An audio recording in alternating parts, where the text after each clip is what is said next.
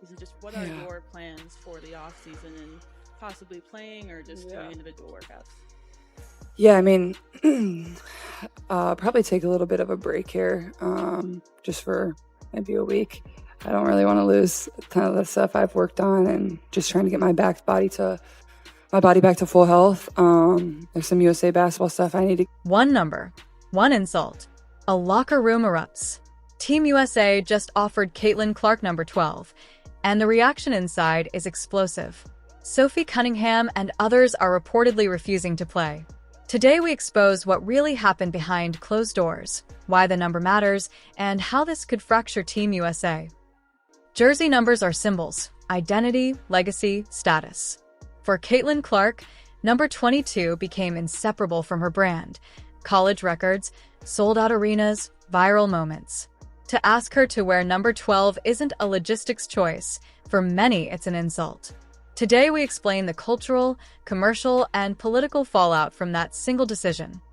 According to multiple reports, Team USA's selection committee discussed roster optics and proposed giving Clark an alternate number to avoid locker room conflict. When the roster was announced, Clark was listed with number 12.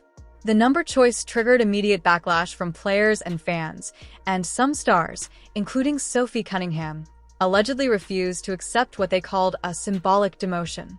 Numbers carry narratives. In many locker rooms, certain digits have prestige.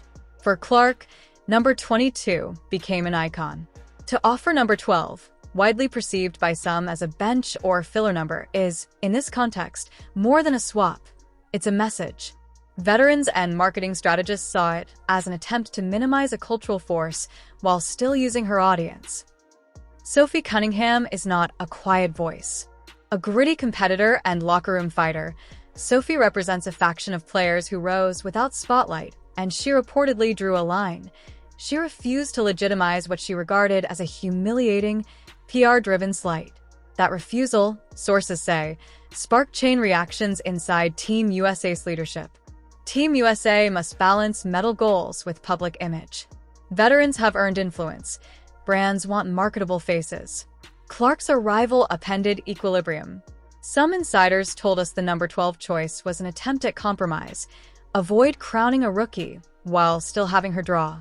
But compromises that feel like slights can fracture trust, and that's what appears to have happened.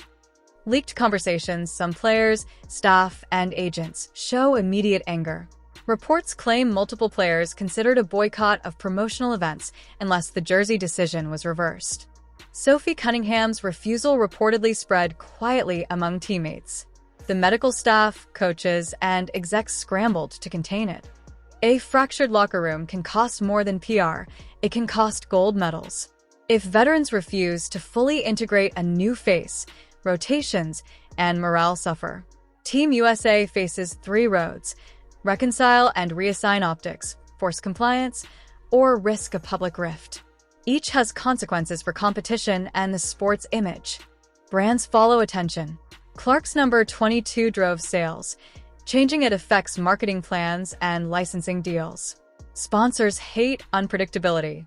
If number 12 becomes the Team USA label for Clark, it may dampen immediate merch revenue, but it could also fuel a campaign.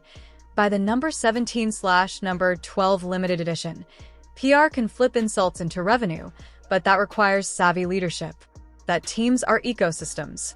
Breanna Stewart has spoken before about harmony and sacrifice. Michael Jordan and Wayne Gretzky's leadership examples show different ways to integrate stars. Team USA must choose whether to elevate Clark or enforce tradition. Either decision will echo for years. Social media is polarized. Some fans view the number 12 move as institutional gatekeeping. Others say veterans deserve deference. Hashtags exploded. Sponsors are watching. The narrative is now a test case for how the sport manages generational transition. Caitlin's public response has been restrained.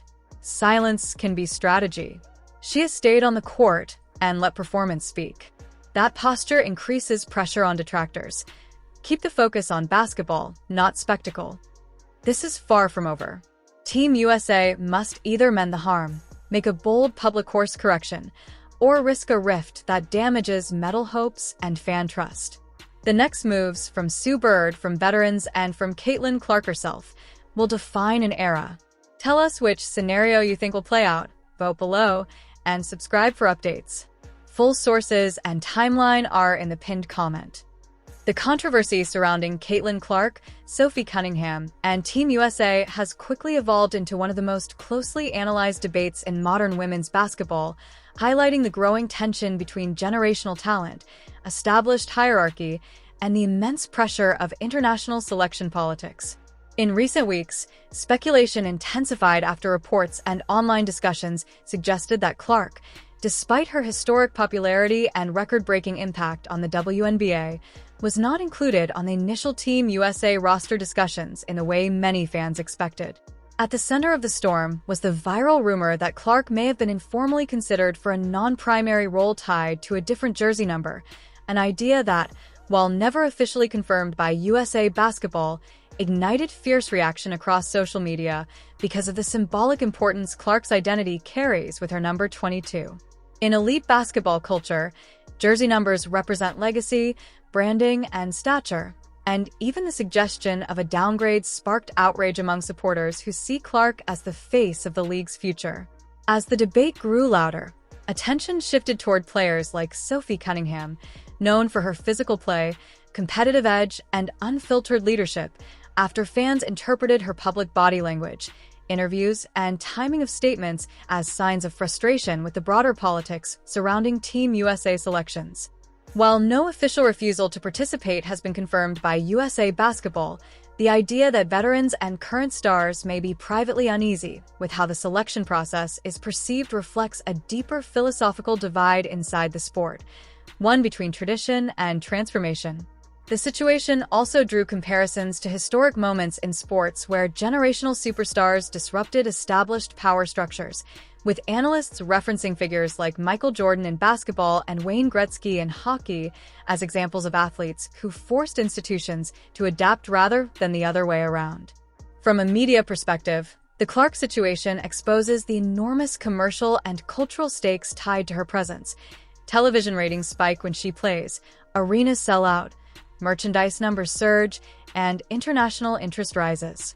At the same time, Team USA has long operated on principles of experience, chemistry, and continuity, valuing veteran leadership built through multiple Olympic cycles. This clash between proven legacy and explosive new influence is what makes the current moment so volatile. Meanwhile, Clark's public silence has only intensified the mystery. Rather than responding emotionally, she has continued to produce elite performances on the court, setting records for assists, viewership, and rookie milestones, reinforcing the argument made by her supporters that her impact is already global in scale. As upcoming international competitions approach and roster discussions continue behind closed doors, the pressure on USA Basketball has reached unprecedented levels. Whether or not the most dramatic rumors prove accurate, one truth is now undeniable. Caitlin Clark's presence has permanently changed the power dynamic of women's basketball, and the way Team USA navigates her role moving forward will define not only the future of the program, but the global perception of fairness, opportunity, and evolution within the sport itself. The controversy surrounding Caitlin Clark's alleged Team USA jersey situation highlights a growing conflict between tradition and transformation in women's basketball. As the sport enters a new era fueled by unprecedented viewership and media attention, decisions once handled quietly behind closed doors are now magnified on a global stage. Whether rooted in protocol, hierarchy, or internal team dynamics, the symbolism attached to a jersey number has taken on far greater meaning in today's branding-driven sports world. For Clark, this moment reflects not just a professional challenge, but the broader pressures faced by a generational star navigating expectations, scrutiny, and legacy all at once.